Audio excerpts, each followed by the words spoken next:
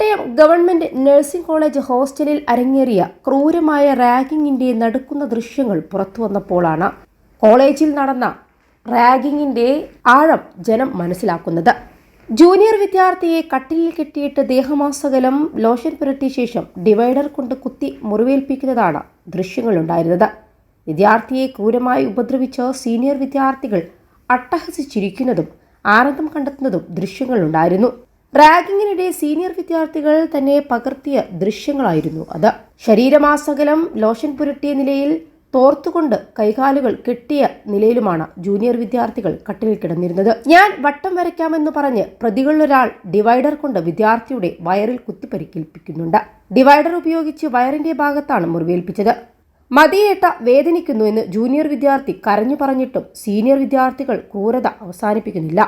വിദ്യാർത്ഥിയെ ഉപദ്രവിച്ച് അട്ടഹസിക്കുന്നത് ഇവർ തുടരുകയായിരുന്നു. കഴിഞ്ഞ ദിവസമാണ് ജൂനിയർ വിദ്യാർത്ഥികളെ ക്രൂരമായി റാഗ് ചെയ്തതിന് കോട്ടയം ഗവൺമെന്റ് നഴ്സിംഗ് കോളേജിലെ 5 സീനിയർ വിദ്യാർത്ഥികളെ പോലീസ് അറസ്റ്റ് ചെയ്തത്.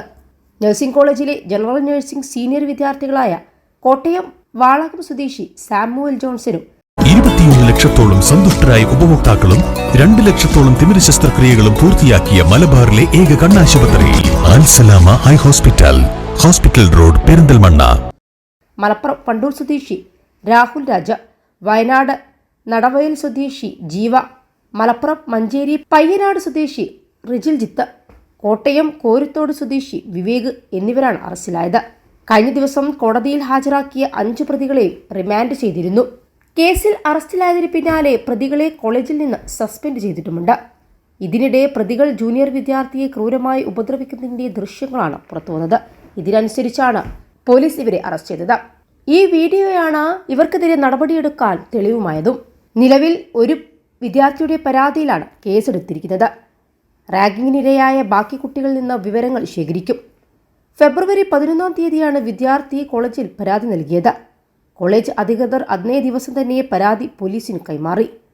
അന്ന് തന്നെ പ്രതികളായ വിദ്യാർത്ഥികളെ കോളേജിൽ നിന്ന് സസ്പെൻഡ് ചെയ്തു. മദ്യപാനത്തിനായാണ് പ്രതികൾ പണപ്പിരിവ് നടത്തിയത്. മറ്റു ലഹരി ഉപയോഗമുണ്ടോ എന്നതും പോലീസ് പരിശോധിച്ചു വരികയാണ്. പ്രതികളിലൊരാളായ Rahul Raj Kerala government students nurses അസോസിയേഷന്റെ നേതാവാണെന്നും SP മാധ്യമങ്ങളോട് പറഞ്ഞു.